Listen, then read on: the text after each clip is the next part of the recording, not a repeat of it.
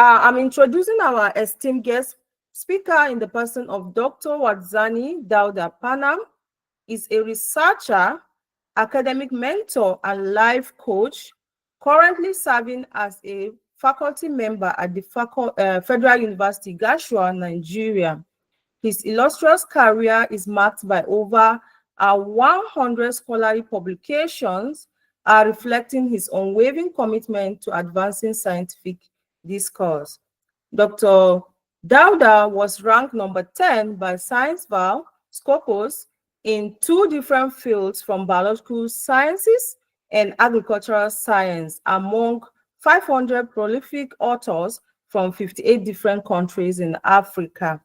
Dr. Dauda holds esteemed positions, including editorial board memberships for Frontiers in Genome Editing, PLOS ONE, Springer, Nature, Francis and Elsevier journals. Recognized for his scholarly eminence, Dr. Dauda has received accolades and grants from prestigious organizations such as the Bill and Melinda Gates Foundation, UNESCO, Regenerium, American Phytopathological Society, American Society of Microbiology, Department of Biotechnology, India, World Academic of Science, Italy, Tertiary Education Trust Fund, and the prestigious M.J. Malcher Merit Award for Young Scientists in 2022. Due to the significant nature of Dr. Dauda's research findings and his noteworthy achievements, it is unsurprising that he has been offered postdoctoral positions in esteemed academic research laboratories at Louisiana State University, USA, Hebrew University of Jerusalem, Israel, Masar University, Czech Republic, and Indian Institute of Technology, Mandi, India. His extensive research interests encompass diverse domains, including disease detection, mycotoxicology, agricultural microbiology, genome editing, and bioinformatics.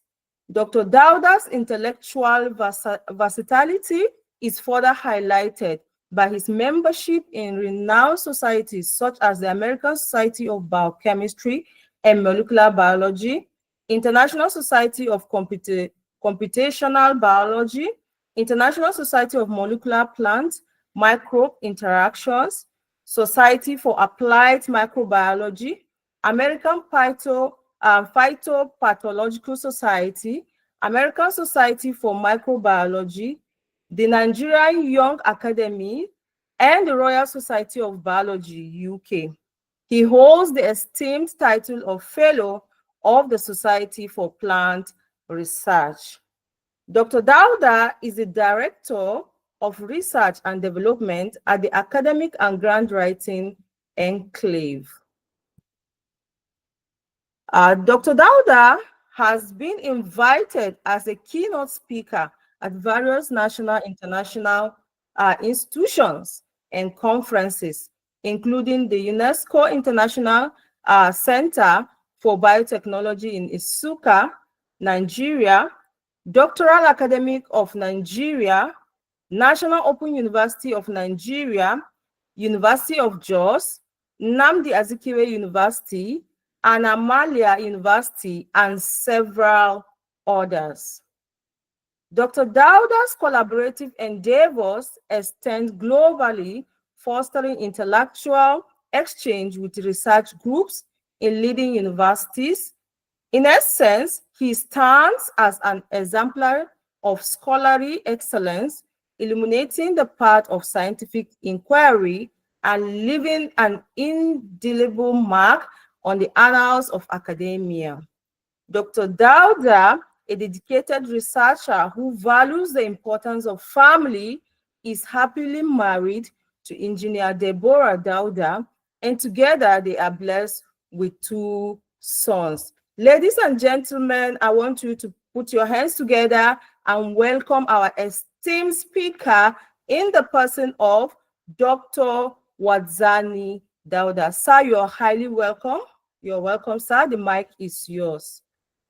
Yeah, good morning, good afternoon, good evening, or good night, depends on which part of the world you are joining us from. So today is fortunate to take the first lecture series at the Academic and Grant Writing Enclave for 2025, and the series of activities that will be going on. And this is a good way to start the year.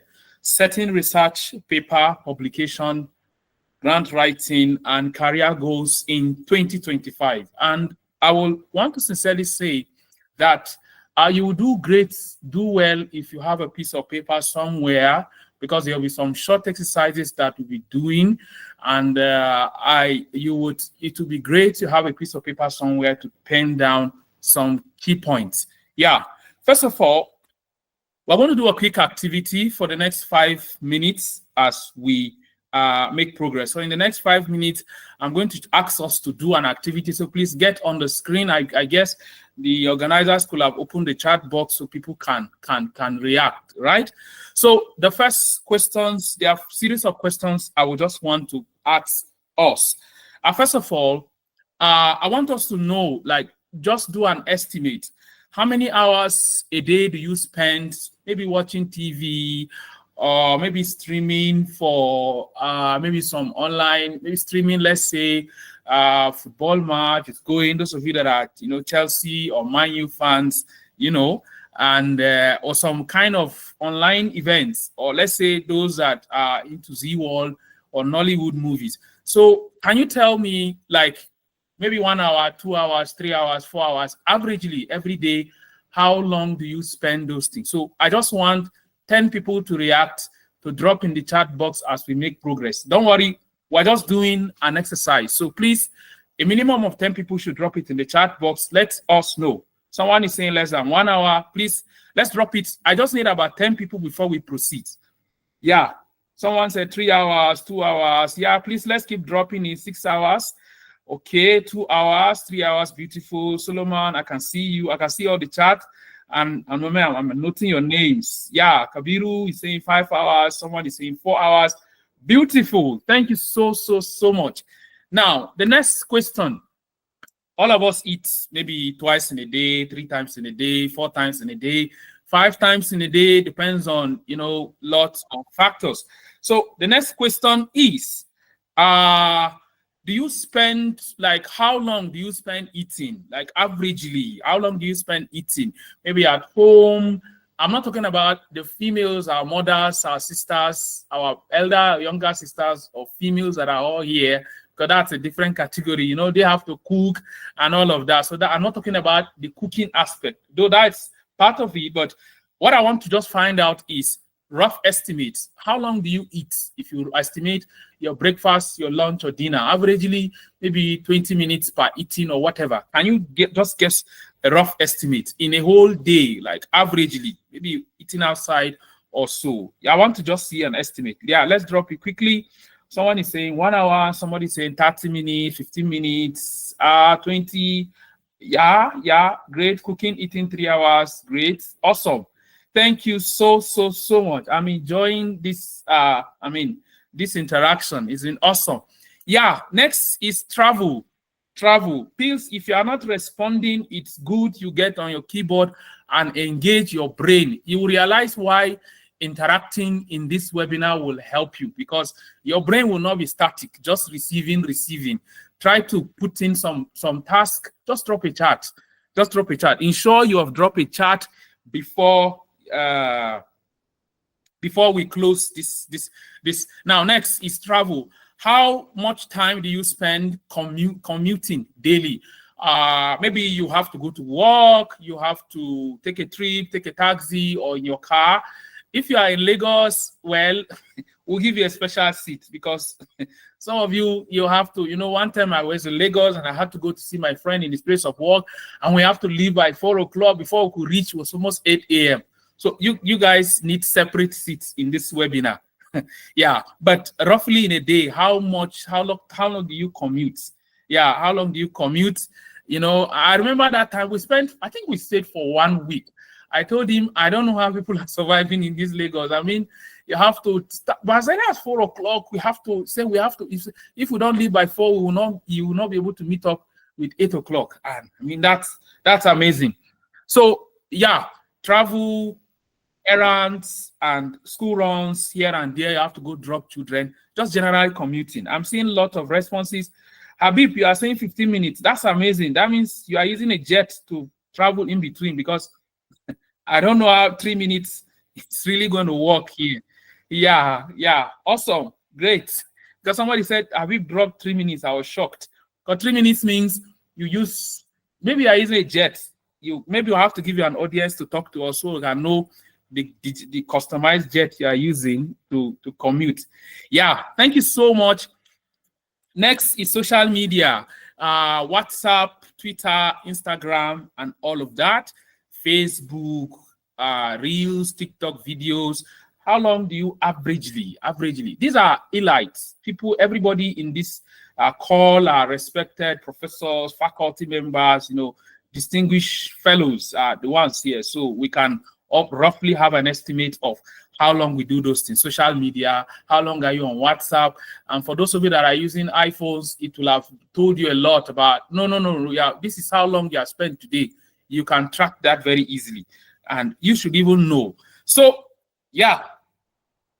What if I told you that if you look at these things, now we have finished our exercise. Thank you so much for responding. Do you just take note of these data sets, average hours that you have written yourself? Like you are the one that wrote, nobody memorized. I'm not sure age is summarizing the response. Nobody summarized your response. Nobody know how you responded. You know what you responded for entertainment, for eating, for travel, for social media, and all. Now, this is it.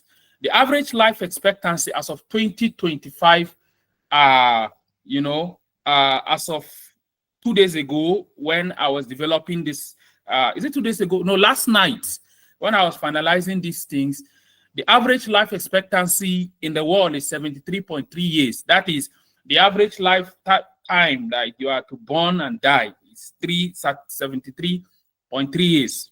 In Africa, it's 63 years. Then predominant people in this class are Nigerians. So sorry for those of you that are in other African countries. I'll be a little bit biased because we have a lot of persons that are from Nigeria. So this pool of people, average life expectancy is 55 years.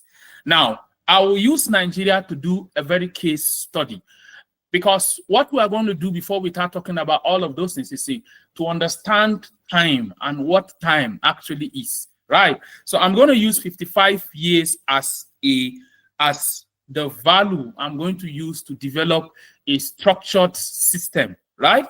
So do you know that if the average person, that is the average person, spends 8 years watching TV and entertainment, the average person spends 4 years of that 53 years in eating.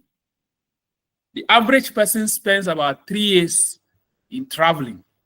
The average person spends about 5 years in other things. These are fixed, regular activities. Somebody will say, where are other things? Other things is what I'm talking about, other fixed items, right? I just mentioned these things. I'm not talking about other factors yet. And somebody will be asking, how did you come up with these values? Let me give you a shocker. Now listen.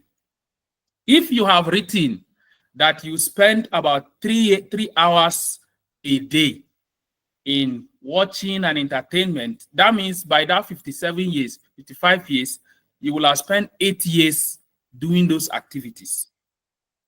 If you spend an average of 1 hour, 2 hours eating every day, by that year life expectancy, you will have spent 4 good years just eating.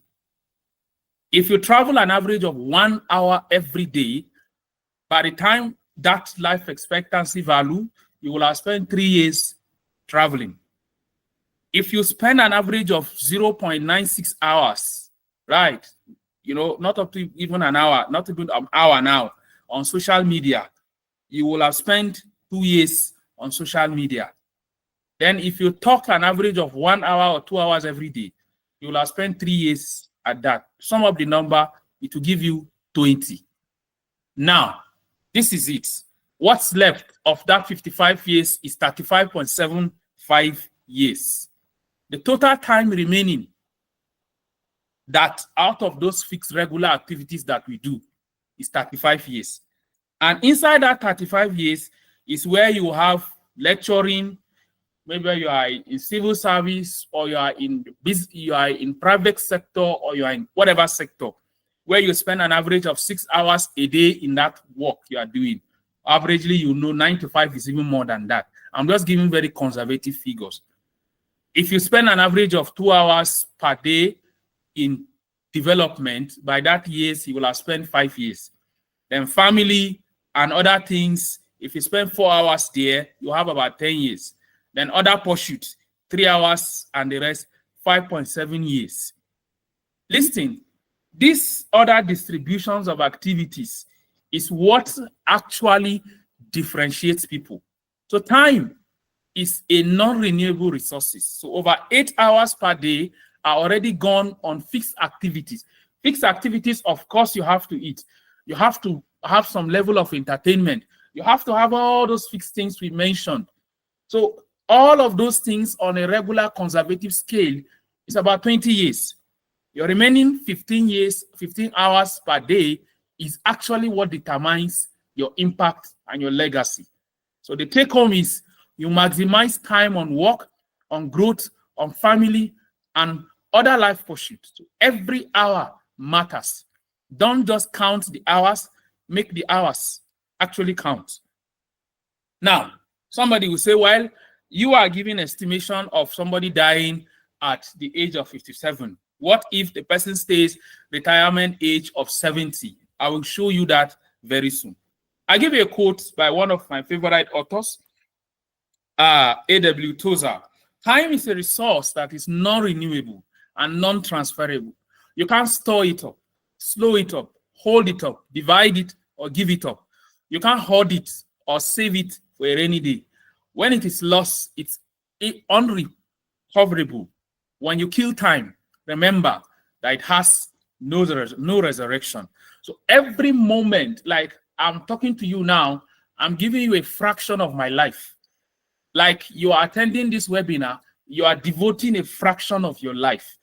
So as researchers and as faculty members, what the big question somebody will be asking is, wow, what kind of scary figures are these? I mean, are we supposed to be, what's next? What's next is, that's why you are here. That's why you signed up. That's why you take our time in this session to come to this interaction. And I can tell you, this is going to be one of the most unforgettable discussions I'm going to have in 2025, or maybe for the rest of your life. Why you are here. 2024 is gone. We are now in 2025. Some are doing different things. Make every moment count. If there's a way you can write this slogan somewhere in your office, you get it as a sticker note or whatever, make every moment count. If not now, when? And this is the best time to actually do that. The ideal scenario, let me give an ideal scenario of like what we will call a good, perfect success story of a life cycle of a young person who got into lecturing position and retires as a professor. Ideal scenario is a person becomes a lecturer at the age of 25. That means, of course, if you are going by 6334 way, the person averagely should graduate by 24.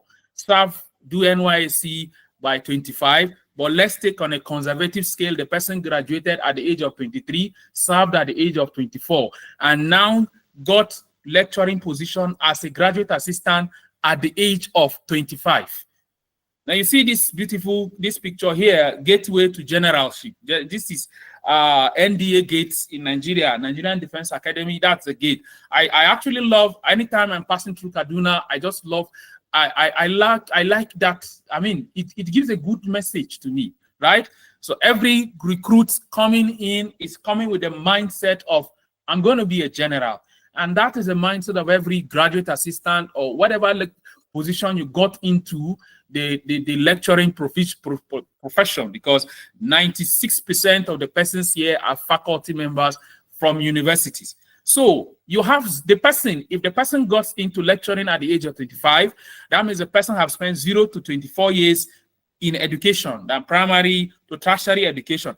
This is ideal case. I didn't talk about, that means the person didn't miss JAM, the person cleared everything and graduate at the age of 23. At the age of 25, completed service here and joined.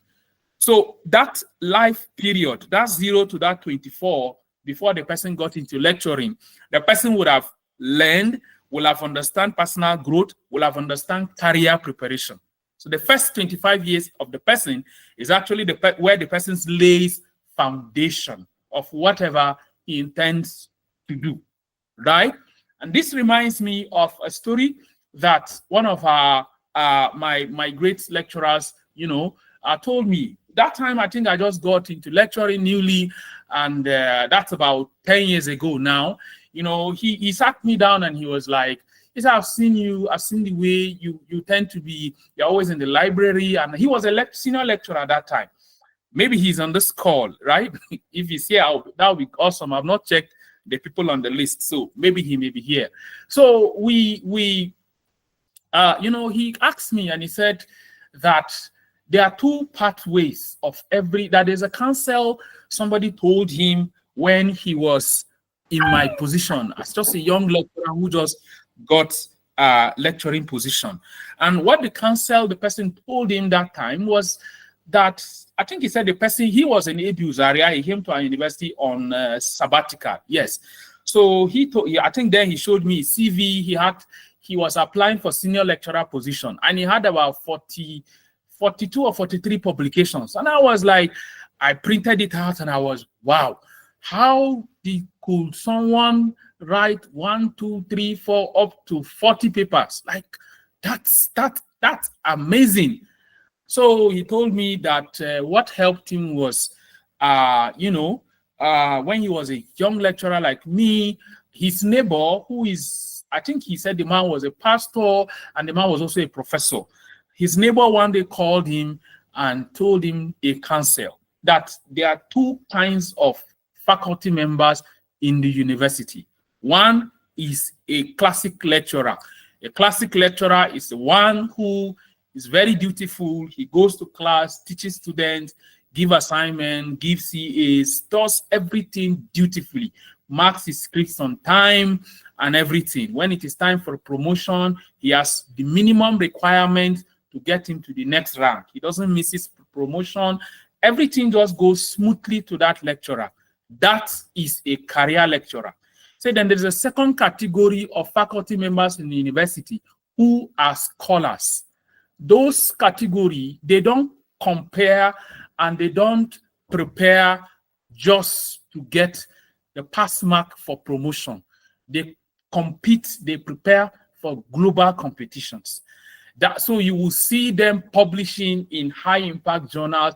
You see them at winning grants. You see them attending high profile courses, trainings to sharpen their skill. You see a lot about them is happening. So when they are looking for 3, 4 papers for the next promotion, they have 10, 15 of enough to give. Not just publishing for publishing's sake, but they are global scholars. They compete at the global scene. He said the person told him he has 2 options to choose. And he said he made up his mind to choose the option of being a scholar. And that was his own counsel to me. 10 years down the line, at that time he was talking to me, I think I just have maybe 6 publications. Is it up to 6? I'm not sure. Maybe 4 or 5. 10 years down the line, the last time I checked, I had about 114 of them.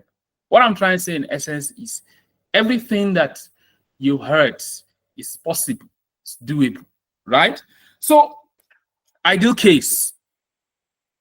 0 to 25, that means if you subtract that 20, because 24 years, if you subtract that 0 to 24 years while the person is in school, the person now has how many years remaining? 45 years.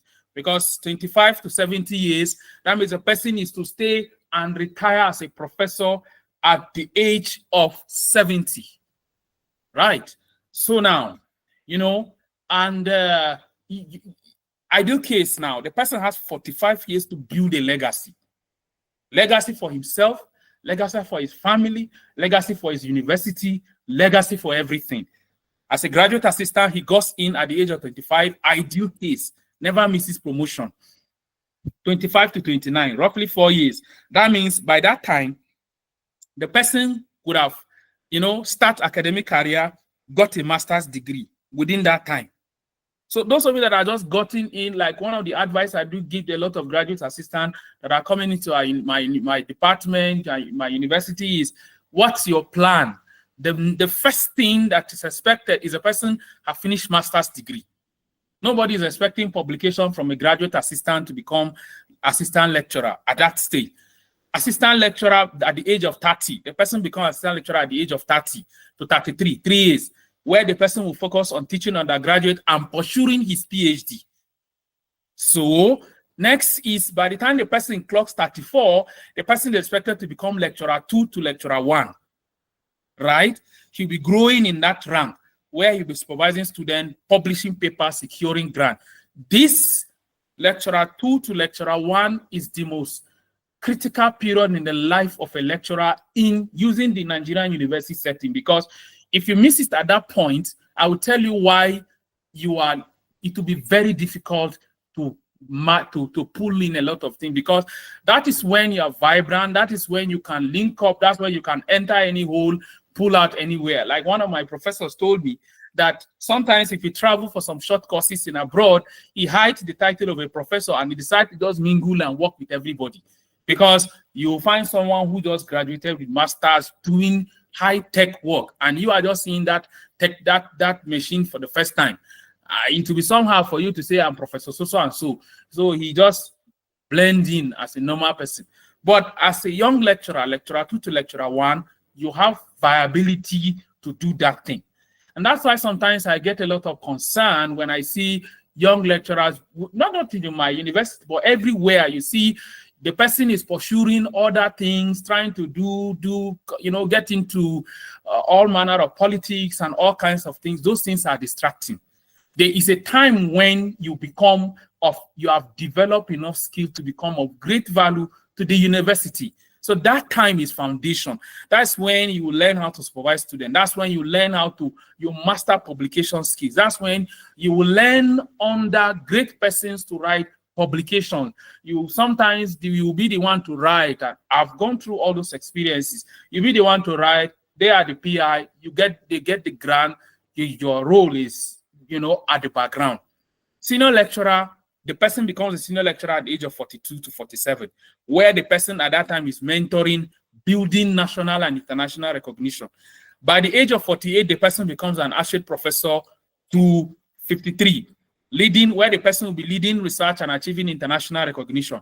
The person becomes a professor at the age of 54 to 70 years, where the person will be building academic excellence, mentoring, and all of that. Did you see this short life cycle? So I don't know which stage you are, but the fundamental question you will ask yourself is, with the current pace at which you are going, how is it going to be? And yeah, so that is just to say.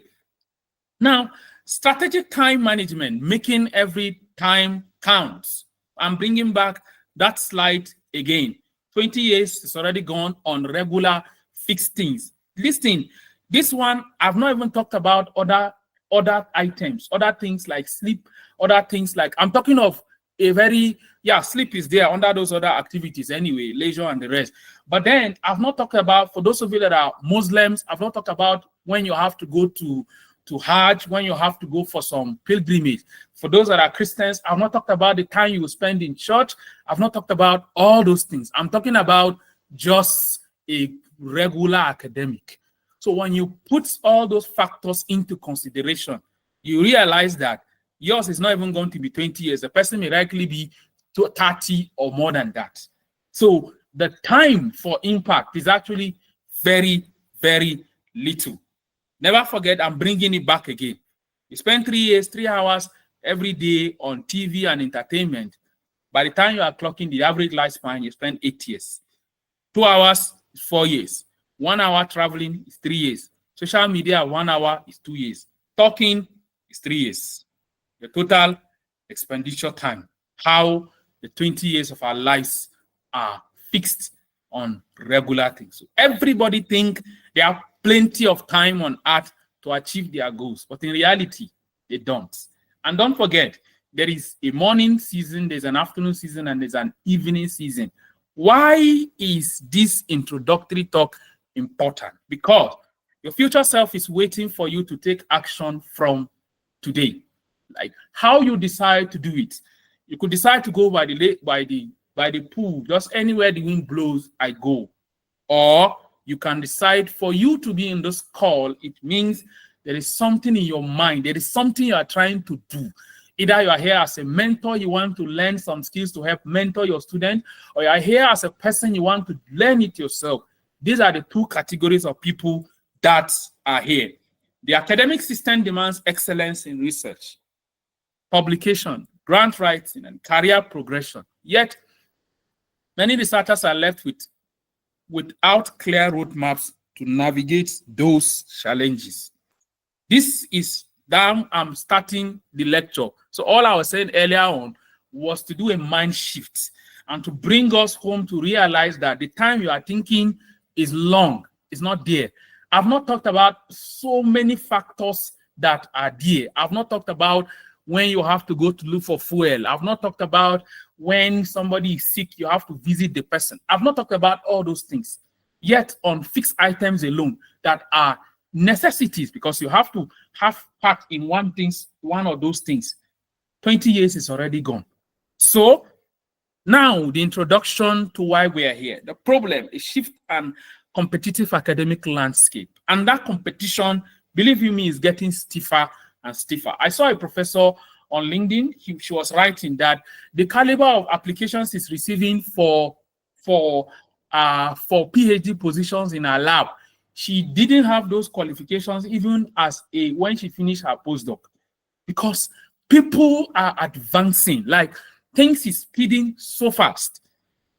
And the shocking part is that just about 12 to 20% of submitted manuscripts are accepted in high journal publications, leaving a majority of researchers grappling with rejections and delays. I'm not talking about publishing in predatory journal. If you check Age YouTube, you see a lot of lectures where we've invited, like the common one, Professor Rotimi Alako gave an interesting discourse on predatory journals. I will encourage you to go check that YouTube. Just like Academic and Grant Writing Enclave YouTube channel, you will see that lecture. And you will see how he shared from his wealth of experience, a man with over 300 publications, sharing how to spot. And so we're not talking about predatory journals. I'm talking about high impact journals that will grant you global recognition and the rest. Global grant success rates have plumped to as low as 10 to 15% with increasing competition and complex funding requirements. And it is getting more stiffer. Those that are in non-profit organizations, some of you that are here, you realize that of recent, especially from 2023, late 2023, they are beginning to introduce the concept of some basic research surveys in even projects that are not supposed to have those components. Over 40% of researchers report experiencing burnout due to pressures of publishing and securing funding. The pain, what is at stake? Missed opportunities. Limited publications, failed grant applications can limit someone's career development. So now listen to me. I read a book, and if you have time, you could go read that book, So 0 to 1, it was written by Peter Cahill, like the founder of PayPal. He said that 5 years from now is what you do is what you currently do. That is, if you are 20 years now, by 5 years you'll be 25, right? So if you have not improved, like you are not making conscious effort to improve several aspects of your life and become the best version of what you felt your purpose on earth to do, the next 5 years is just 5 years behind, because the next 5 years to come and you only be 25, the same you, nothing will change. So the next 5 years is just 5 years behind. There's nothing will happen apart from biological growth. So understand that if you want to have a structured career, a planned career growth, global recognition and all, you must have this understanding. Emotional pressure, repeated rejections and all, especially when the person is already at an established stage of career where you are supposed to have mentored people, and those people, like, you are supposed to be playing a mentor role, and that is when you are still going to the battlefront yourself. That becomes a lot of difficulty. When researchers cannot meet these challenges, social advancement in health, technology, and sustainability are delayed. And that is it. The innovations, the problems that we're supposed to solve by research will persist if all of those things. So it's a chain reaction, right?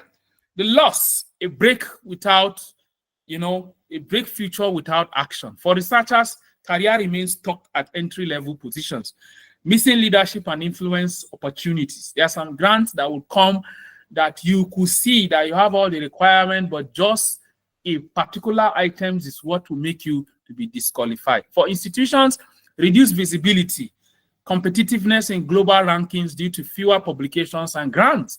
Because what actually makes, that's why when the more global researchers a university has, that is what actually makes the university global. You have researchers who are publishing in journals. That's why you could see some Nigerian universities, like the very common example I have in mind now is Federal University Oyo Ekiti. For those of you that are from that university, you know that very well, right? Where you have to have certain number of publications in Scopus Index journals to be able to be eligible for certain promotions. So what that does is that those publications in good journals is what makes because the name of the person, whoever the person, the name of the person carries that name wherever the person is. The person becomes a global scholar. He bears the banner of that university. And that's why, for those of you that are administrators, maybe you are a HOD or you are a dean or you are a vice chancellor here, when you have those kind of scholars in your system, the best thing to do is to encourage and give them because their growth is them actually, but more to it is actually to the university. That's actually it. Like the person bears that name. The person is from a classical example like myself, Federal University Geshua. All of my publication bears that branding. So that is how it happens. So when you have those pool number of people in editorial board membership, winning grants, winning competitions, they make the name of the university more visible. When you have majority of faculty members who are career lecturers, great as it is, what will happen is that university will simply become just maybe a state or a very local university. And I mean state, I don't mean state-owned university. It will just be one local institution somewhere that graduates students. So let's have this mindset for the administrators that are here or for whatever you will be listening to this lecture, as in the pool of it, right? So next is societal challenges like climate change, food security, global health will remain unresolved if researchers don't innovate and don't grow. And if the repercussions are always there. So the outline of solutions, because someone will be wondering, oh my God, so what am I supposed to do? How do we figure it out? What's the way out? That's why you are here. And I guess you have reason to smile like this, my good friend. Right? Yes. So the short outline I'm sharing with you briefly is research and publication goals. How do you structure it?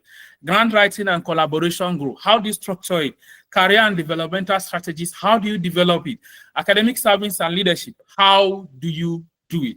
We'll be discussing how to define clear, actionable career goals, how to improve your manuscript, and there are some other features I'll be looking at in the solution of today. So if you have a screenshot, I'll give you 1 minute to screenshot this place as I proceed, because You'll be looking at it as we discuss it.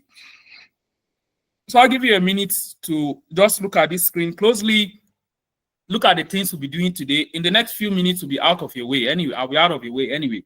So these are the few things we'll be discussing today. So number one, section 1, research and publication goals.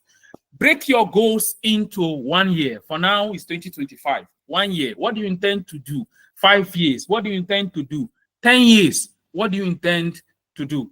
And let me tell you a personal story anyway. You know, that time when I just got a lecturing position, then, you know, we're cutting with my wife and we're preparing to get married that time. So I remember that time, one of the times when we're discussing, and I told her that 5 years into, was it 5 years I said, or 10 years? I can't remember now. I think I said 5 years or 10 years. No, I think I said 10 years. I said 10 years into my period in this university, I will have, no, I think I said 5 years, not 10 years. It was 5 years I said. I said 5 years into my period of stay in this university, I will have the requirements to be eligible for any kind of rank in the university system.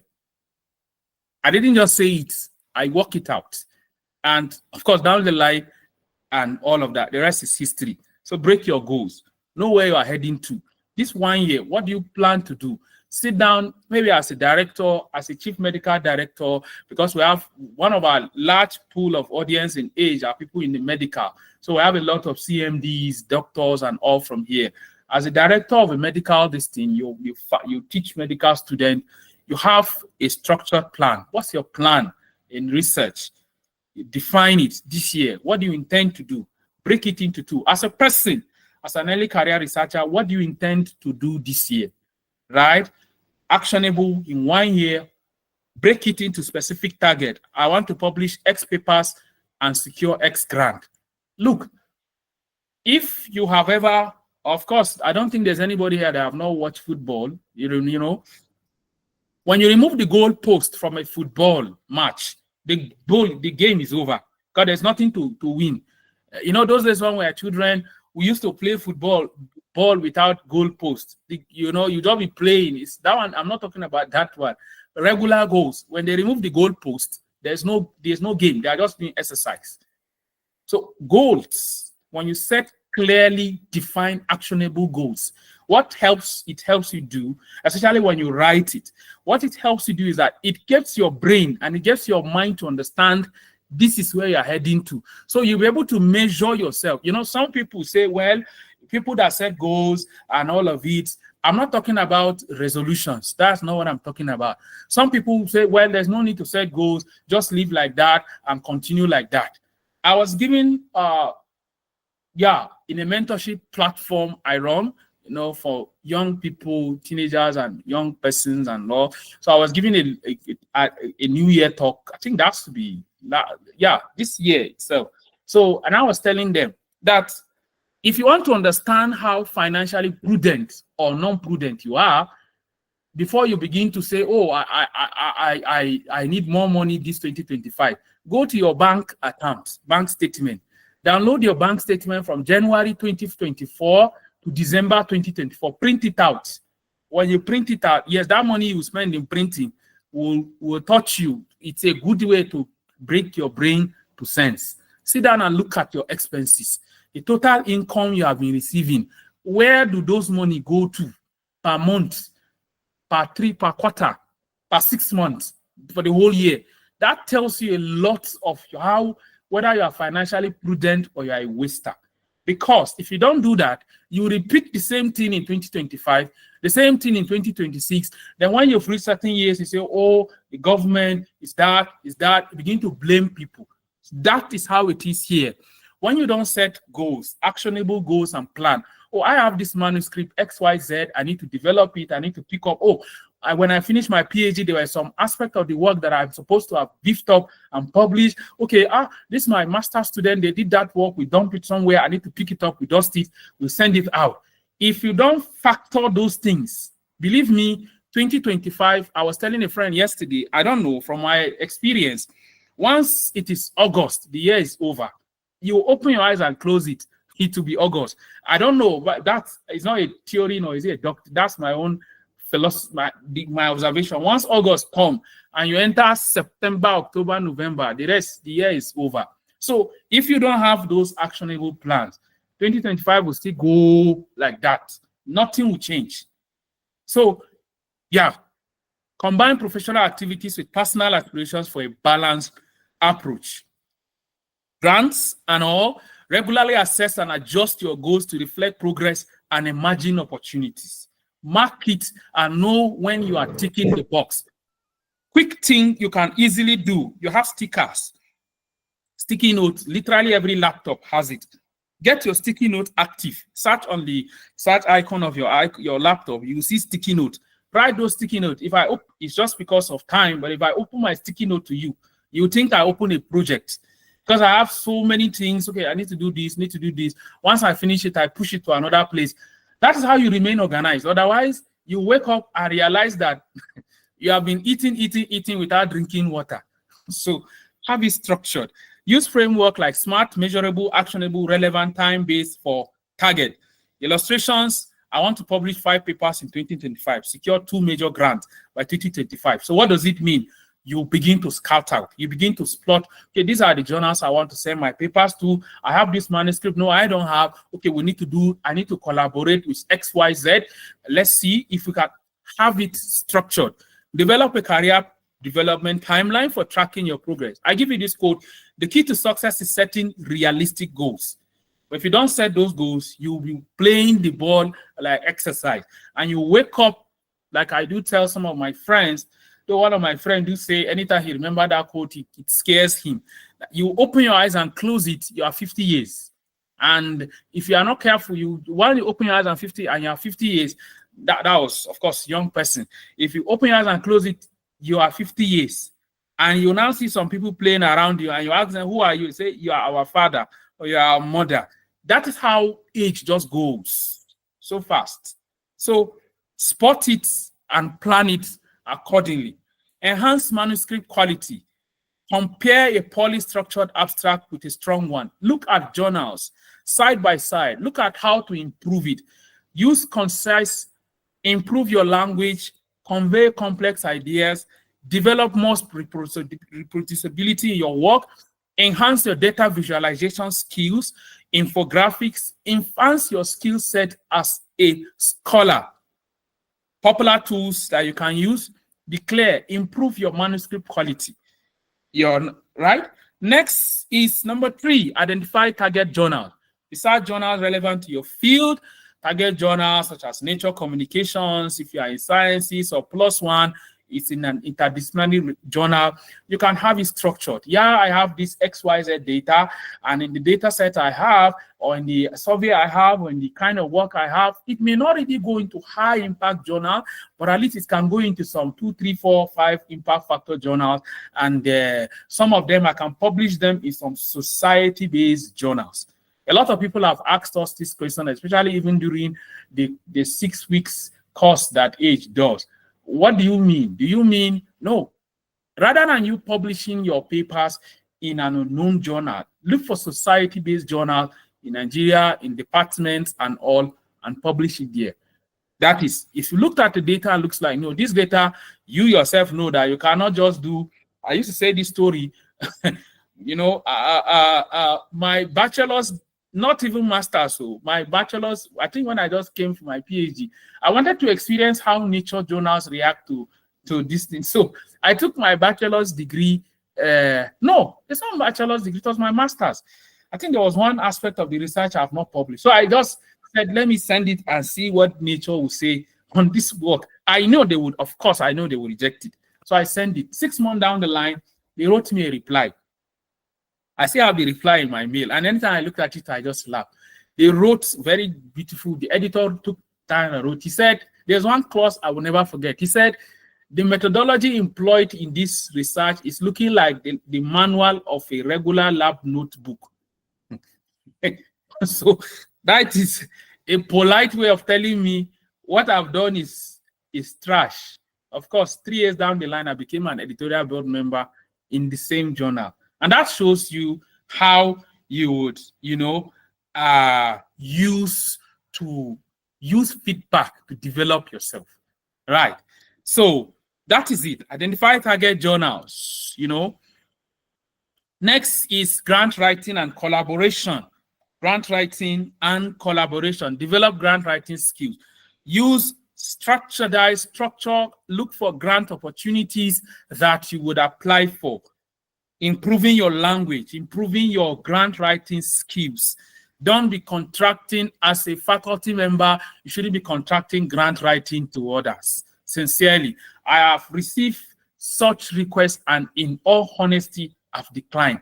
Not because I can't do, but I just felt it's not difficult to do those things. I mean, you are intelligent, you've passed degrees, you've cleared your degree programs. It just needs some basic tips and some little level of discipline to incorporate those things. Look at grants you need to apply. Example of grant budget pie, look at it. I give you this quote: the best proposal solves a problem and creates new opportunities. So look for opportunities, attend grant writing workshops or webinar to learn.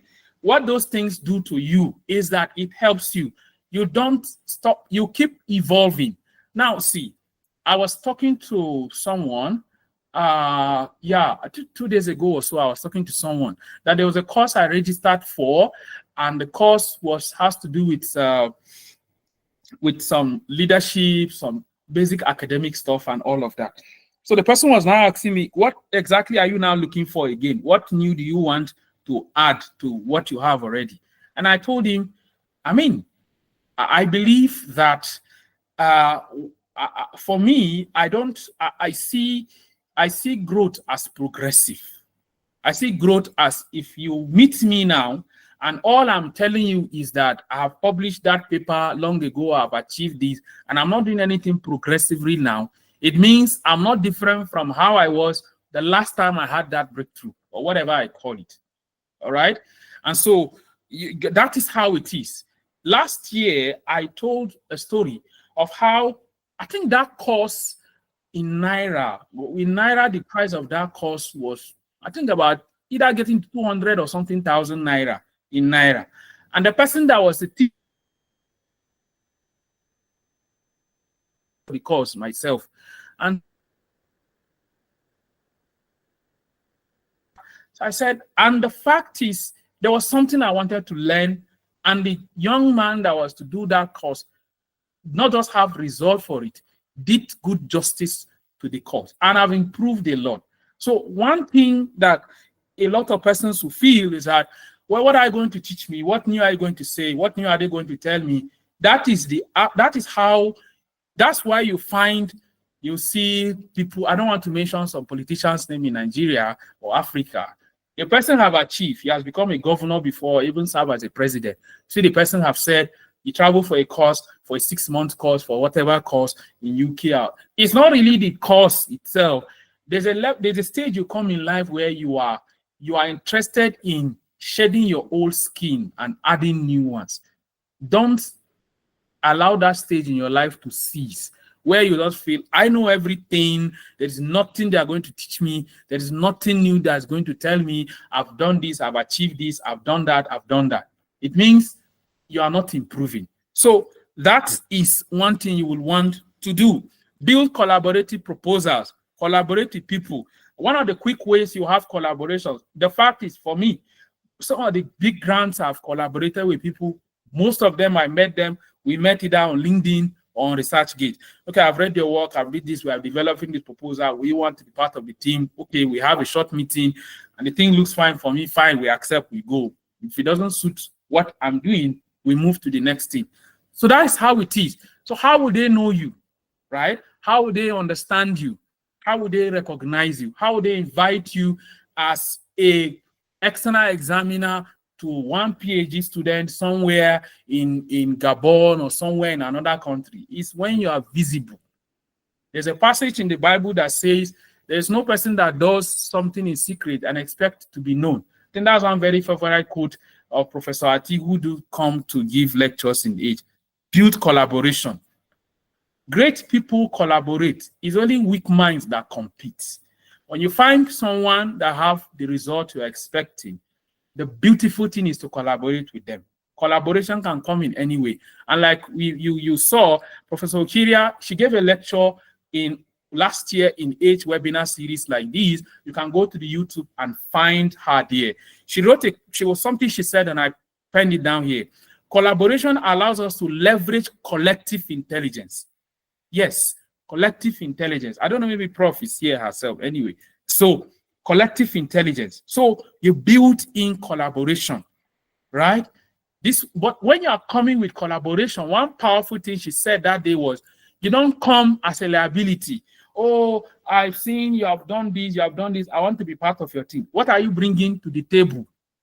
That's the question. So you don't come as a liability. You come as somebody that have something to offer. So you will not be treated like, yeah, we will add him, we will add her, and like that. Come with value. I don't know if you follow, I think, was it 2023 or I can't remember the year. Somebody did an analysis on Tony Olimolo, this billionaire, the owner of Africa, UBA Bank. I think the person did some things about him and wrote some write-ups and tagged him. And the man saw it and invited him. So come with value. You don't come in a collaborative team. I'm just here. That your value could be your ability to do data analysis. That your value could be your ability to write the manuscript. They have done the project. They are looking for someone to fine-tune the manuscript.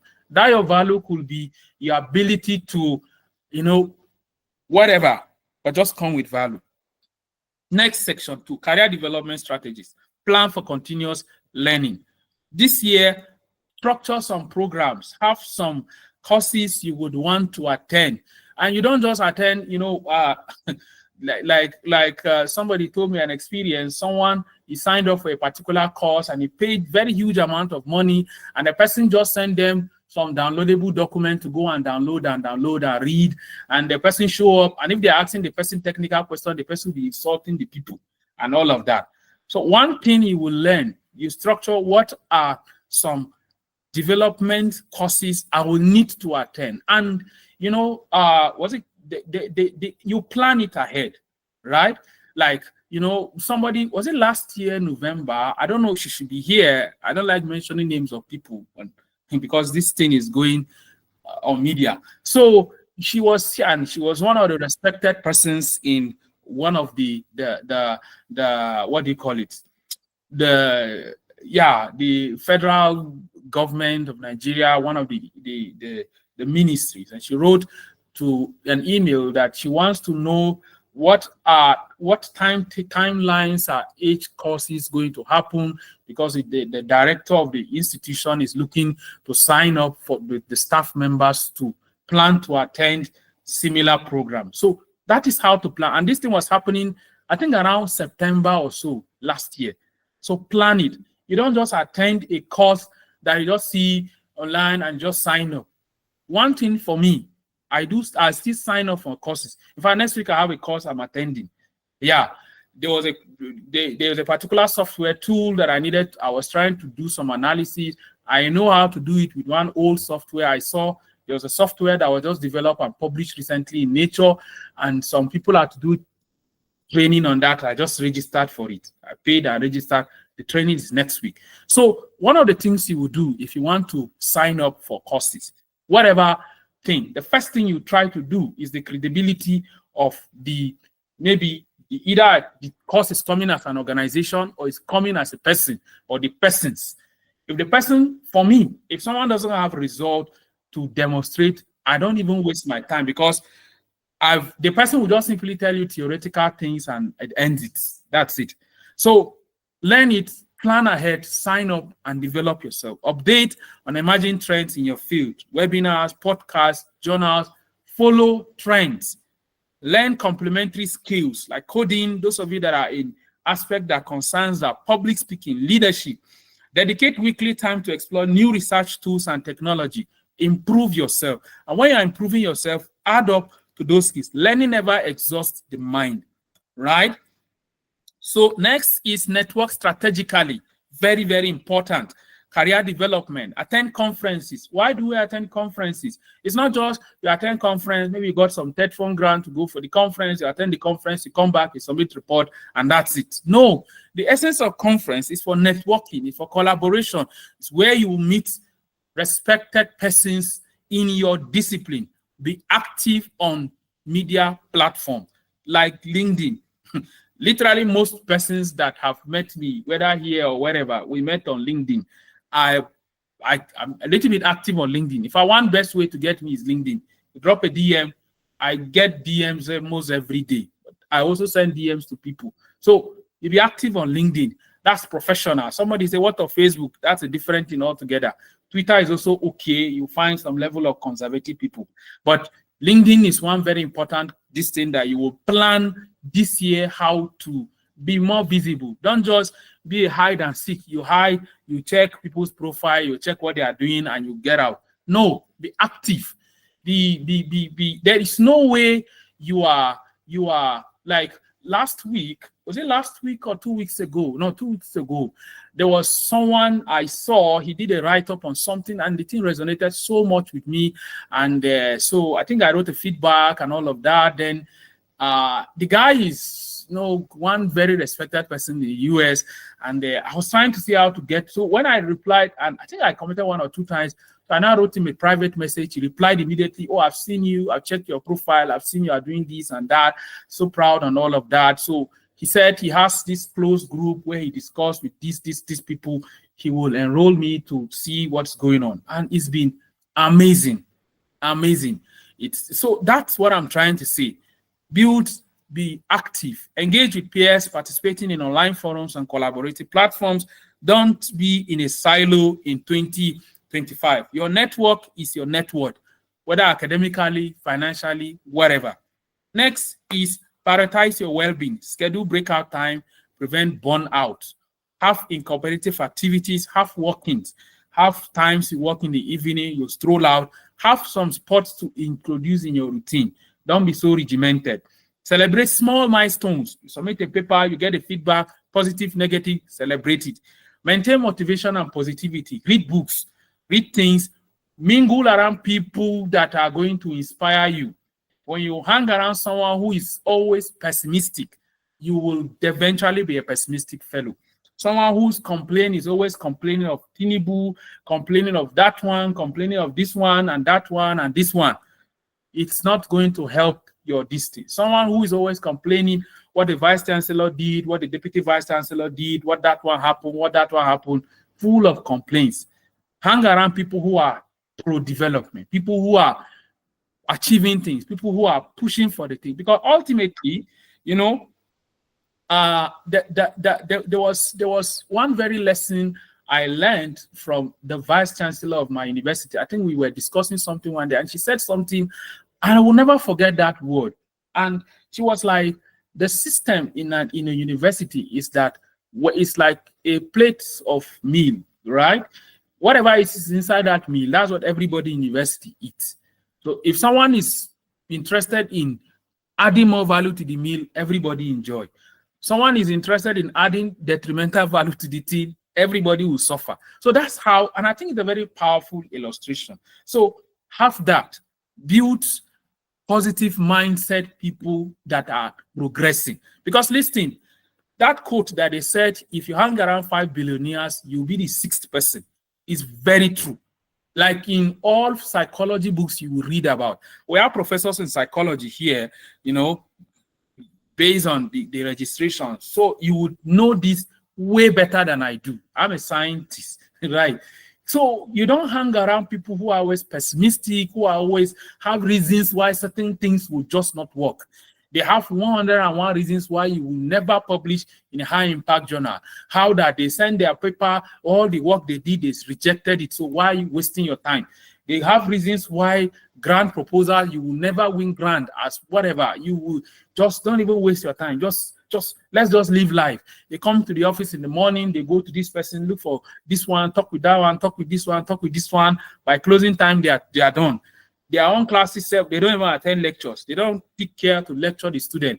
Their project student, they don't give them time. They are just busy Don't hang around with those people in 2025. Be very specific with the caliber of people you keep in your cycle. Be with friends with them, laugh with everybody, but let your cycle be very, very tiny and selective. Next is academic service and leadership, section 4. And of course, this is the last section. Contribute to academic service. Volunteer as a peer reviewer in academic journal. That's why you see H just sent a Google form for those who are interested to moderate, because this webinar there will be a series of amazing speakers that will be coming in 2025. Amazing speakers. So you would want, lots of you now have no, it's good you come in to volunteer in academic services, mentoring of graduate students, developing their research skills, serving in communities, community development in your community, organizing some short workshops in your school, seminars or webinars or so. Engage. As a reviewer, you can volunteer to review. Sometimes it's by selection, but there are some journals that have platforms where you can apply as a reviewer. They will pick you up. So try to be active. It's not really so much about money or so. There's so much about the brand behind it and developing your own career. My take-home message as we close. This lecture isn't just about strategy. It's about transforming the way you approach publishing, grant writing, career development with actionable insights, real-world examples, and guidelines. You will live equipped to thrive in 2025 and beyond. My assignment for everybody on this call, go get this book, 25 The Atomic Habits by James Clear. It's one very amazing book that every researcher should have read it times and again. Key things from the book, it will show you how that success is an aggregation of small wins. The simple storyline of the whole book is how small actions culminate into forming big things. First, we make our habit, then they make us. Consistency beats intensity. Eliminate friction for good habit. Master the act of habit tracking. Optimize your work environment. Good habits. Choose your social cycle carefully. Don't fumble hard-earned progress. Make the path of least resistance. Find an accountability partner. Fall in love with the process, not the end. That I said some few things about that. Don't say, oh, until I publish in Nature, until I do this. No, the small wins you are winning, celebrate it. Be happy with it. Be proud about it. Post it on LinkedIn. People, somebody will say, people not, it's okay. Celebrate it. Be happy with yourself. Not sharing with people that's a secondary thing. But be happy with the progress you are making. Be happy with the place you are. A lot of people say, I'm in this university is bad, this one is that, this one is that. You've forgotten how when you are applying to that same university for a position. So be excited. While you look for great things ahead, be happy with the current status that you have. I remember when I was I'm still young anyway. When I was much younger, those days I grew up, of course, those of you that know me a little, I'm from Borno State, Maiduguri. So when I finished my secondary school, one of the things I used to do was I do go to secondary schools to inspire and all of that. And I think I've been to more than 26 secondary schools that time. As a teenager, I just finished my SSC and all of that. So there was this session I do go to inspire them and academic excellence and all. And there was this quote I used to say that time, that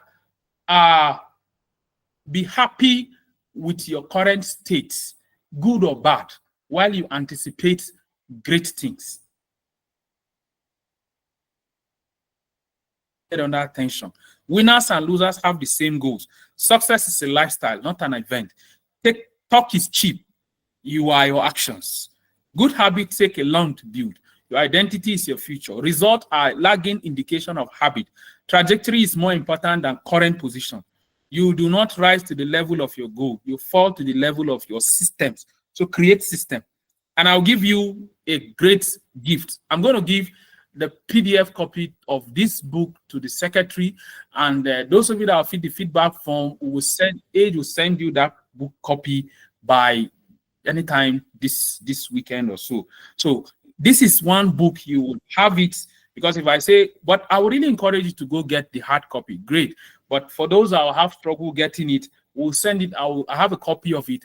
I'll send it to you. You take time to read it thoroughly. Read it this January and mapped out plan. So, ladies and gentlemen, thank you so much for your time. It's been exciting. It's been awesome staying around with you. And yeah, thank you.